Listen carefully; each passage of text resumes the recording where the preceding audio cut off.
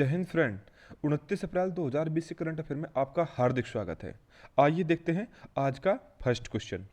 कार्यस्थल पर सुरक्षित एवं स्वस्थ रहने के लिए विश्व दिवस कब मनाया जाता है? तो ये जो दिवस है ये व्यावसायिक सुरक्षा तथा स्वास्थ्य की ओर ध्यान आकर्षित करने के लिए मनाया जाता है। ये फर्स्ट टाइम मनाया 2003 में। अब की बार जो इसका विषय है वो है safety and health at work can save life, और ये 28 अप्रैल को मनाया जाता है। अगर बात करें मनाने की संस्था की, तो इसको मनाता है अंतर्राष्ट्रीय श्रम संगठन यानी कि इंटरनेशनल लेबर ऑर्गेनाइजेशन, जो कि एक यूएन की एजेंसी है। अगर बात करें इंटरनेशनल लेबर ऑर्गेनाइजेशन की, तो इसका मुख्यालय जिनेवा स्विट्जरलैंड में है। इसकी स्थापना 29 अक्टूबर 1919 में हुई थी, जिसको कि 2019 में 100 साल पूरे हो चुके हैं।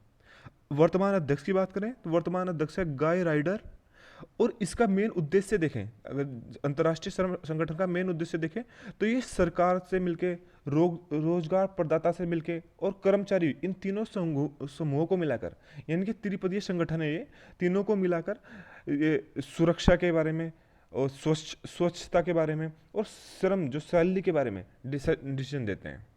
अगर बात करें इससे कितने देश जुड़े हुए हैं, तो लगभग 187 देश अब तक अंतर्राष्ट्रीय श्रम संगठन से जुड़े हुए हैं। Next question.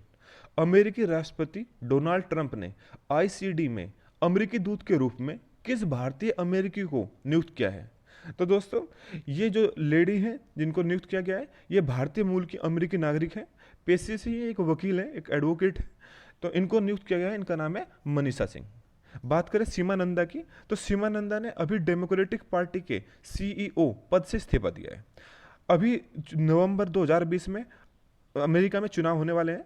अब थोड़ी वहाँ के बात कर लेते हैं। तो वहाँ पर दो पार्टी हैं, एक का नाम है रिपब्लिक पार्टी, दूसरा का नाम है डेमोक्रेटिक पार्टी।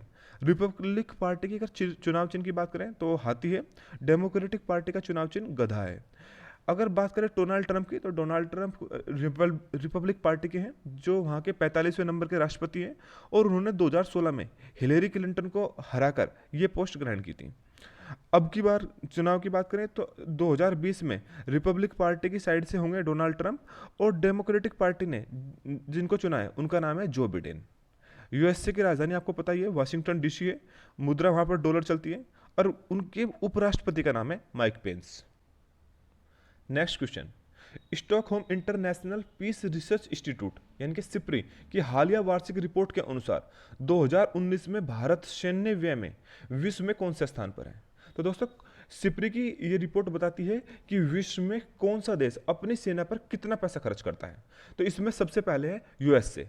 यूएसए ने 732 बिलियन डॉलर खर्च किए थे 2019 में, और पहले स्थान पर रहा। चीन की बात करें तो चीन ने 261 बिलियन डॉलर खर्च करे हैं। भारत की बात करें तो भारत ने अपनी सेना पर 71.1 बिलियन डॉलर खर्च किया है। चौथे स्थान पर रूस है, पांचवें स्थान पर सऊदी अरब है।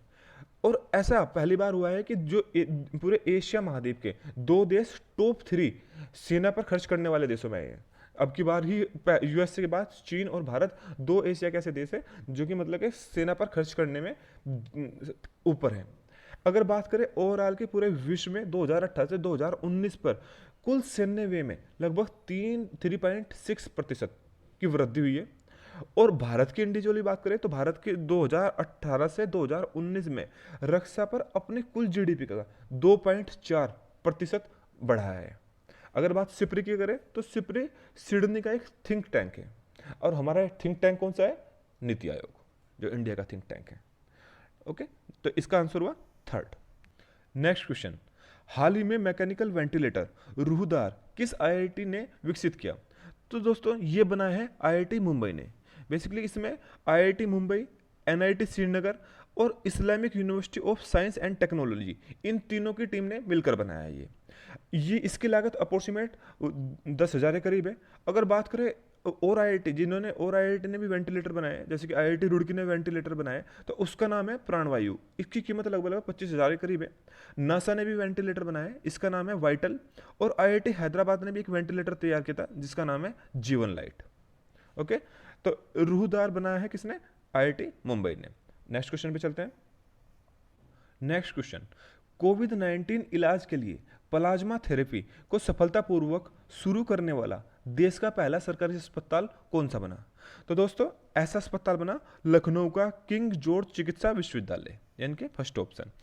बेसिकली प्लाज्मा थेरेपी होती क्या है?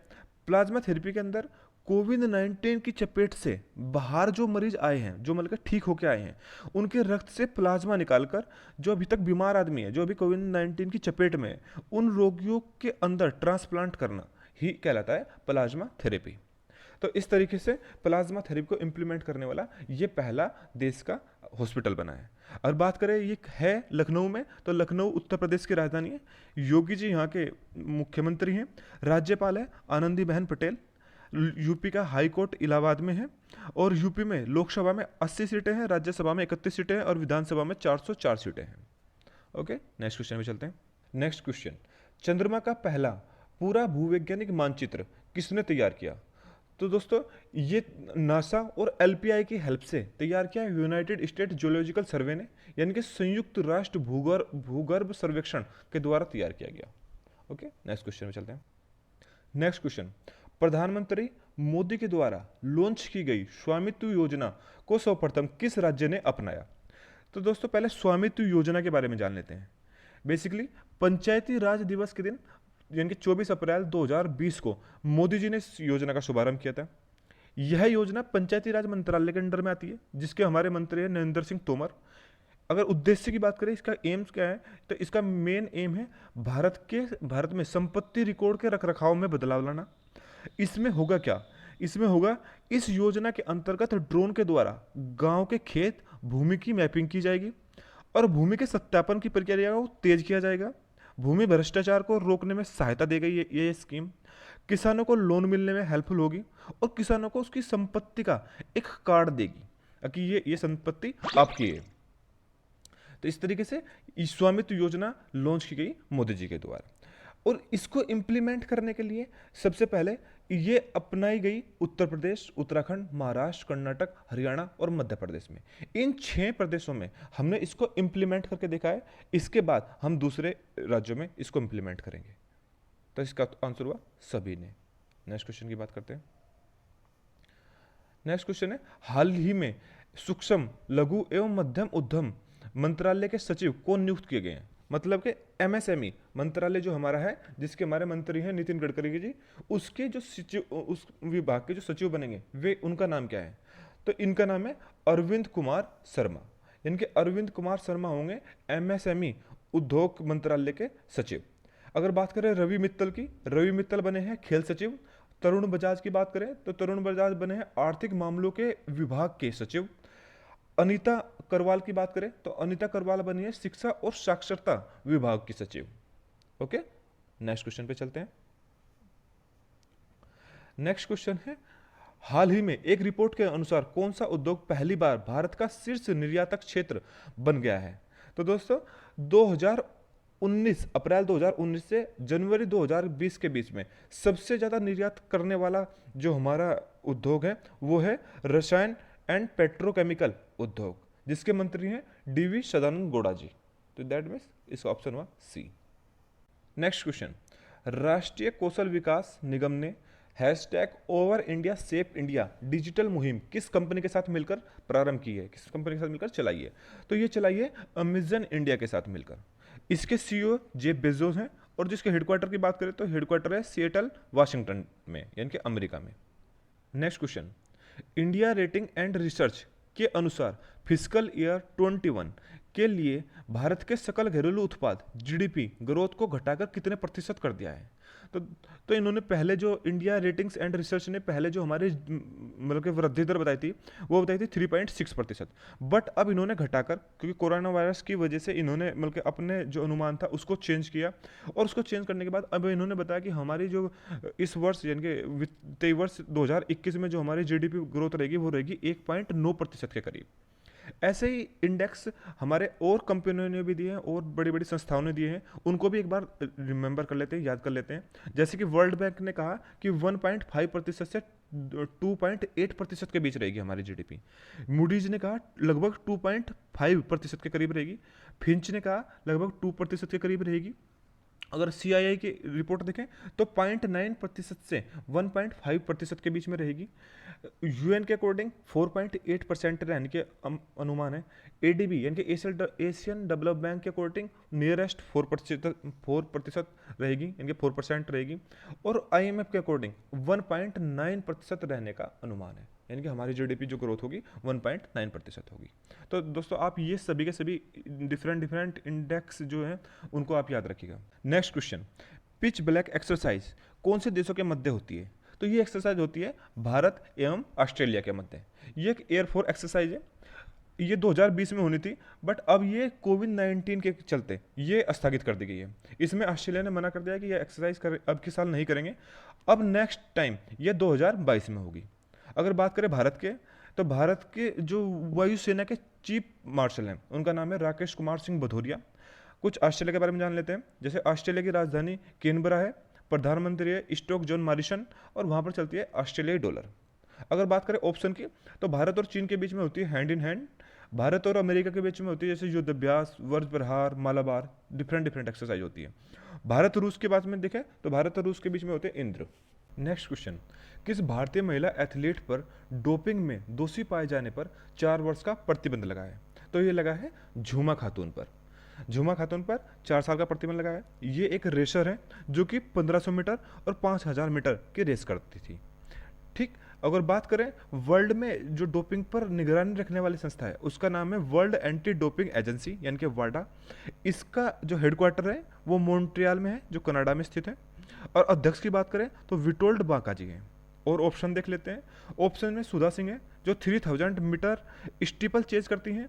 सीमा पुनिया है जो डिस्कस थ्रो गेम में पार्टिसिपेट करती हैं। और अनुरानी है जो जेवलिन थ्रो यानी कि भाला फेंक में पार्टिसिपेट करती हैं। Next question, Pakistan cricket board ने किस पाकिस्तानी बल्लेबाज पर 3 साल तक क्रिकेट के किसी भी फॉर्मेट में खेलने पर प्रतिबंध लगा दिया है? तो ये प्रतिबंध लगाया गया उमर अकमल पर। उमर अकमल एक बैट्समैन थे। और बात करें सना मीर की, तो ये पाकिस्तान महिला क्रिकेट की पूर्व कप्तान है। इन्होंने भी हर एक फॉर्मेट से संन्यास की घोषणा की है। बात क्रिकेट के वर्ल्ड कप की कर लेते हैं। तो जो ICC वर्ल्ड कप है यानी कि 50-50 जो ओवरों के वर्ल्ड कप है वो मैन का जो होगा वो 2023 में होगा, जो कि जिसको होस्ट करेगा भारत। अगर वुमेन की बात करें तो वुमेन का होगा 2021 में, जिसको होस्ट करेगा न्यूजीलैंड।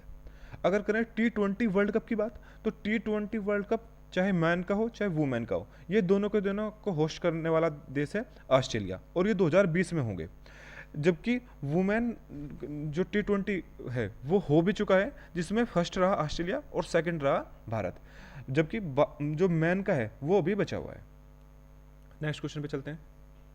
नेक्स्ट क्वेश्चन है, हाल ही में विजय मिश्रा का निधन हो गया है, यह थे एक। तो दोस्तों ये एक उड़ीसा के फेमस नाटककार और पटकथा लेखक थे। इन्होंने बहुत से टीवी सीरियल, फिल्मों और नाटकों के लिए लिखा। अगर बात करें 2013 में इनको इनकी पुस्तक वानप्रस्थ के लिए संगीत नाटक अकादमी पुरस्कार से सम्मानित किया गया था। नेक्स्ट क्वेश्चन, हाल ही में जेम्स M बेग्स का निधन हो गया है, वह थे एक। तो दोस्तों ये थे एक पूर्व नासा प्रमुख, जिनका कार्यकाल था वो था 1981 से 1985, और इनके कार्यकाल में 20 से भी ज़्यादा अंतरिक्ष यान मिशन सफलतापूर्वक लॉन्च किए गए थे। नासा की बात कर लेते हैं। नासा है national aeronautics and space administration, जो नासा की फुल फॉर्म है। मुख्यालय आपको पता है वाशिंगटन DC में है, और प्रशासन जो इसके मतलब इस समय वर्तमान अध्यक्ष है वो है जिम बिडेन स्टाइन। तो दोस्तों आज के करंट अफेयर देखने के लिए बहुत बहुत धन्यवाद आपका। Thank you very much.